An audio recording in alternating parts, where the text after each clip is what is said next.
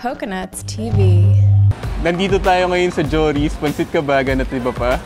Susubukan natin ngayon ang kanilang specialty na Pansit Kabagan.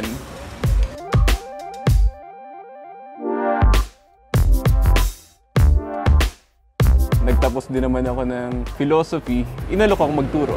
In the first place, pinag-aralan ko yon at kailangan ko rin naman na ibahagi yon in one way or another. Ito na yung Pansit Kabagan. Tara, kain! Yung Pansit Kabagan, ito yung local delicacy sa Isabela. Nilalagyan nila ng lechong karahay, tapos may igado din. Tapos dito sa Jory's, yung noodles nila, Mickey. Yung sauce nito, bulalo sauce. Kaya, masarap talaga.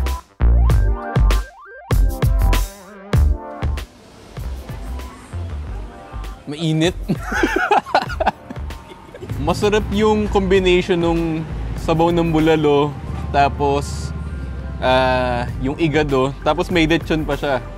Saka yung Mickey, yung noodles na sila mismo gumagawa. Firm pa rin siya, hindi siya yung nagiging soggy. Kaya okay siyang kainin. Yun nga, nilagyan natin ng suka, nag-iba talaga yung dimension ng pagkain.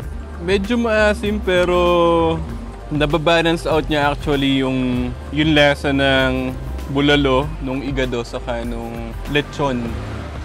Di ba yung igado saka yung lechon, ulam na to. Pero nung nilagay natin sa noodles, masarap. Serving ito pang kung merienda kahit 3. Pero kung medyo malakas kumain, 2 siguro.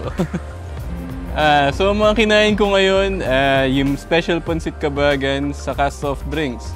Sa halagang 63 pesos lang. Dito sa Jory's Pansit Kabagan at iba pa. Tara, kain din kayo dito. Okay. Nice.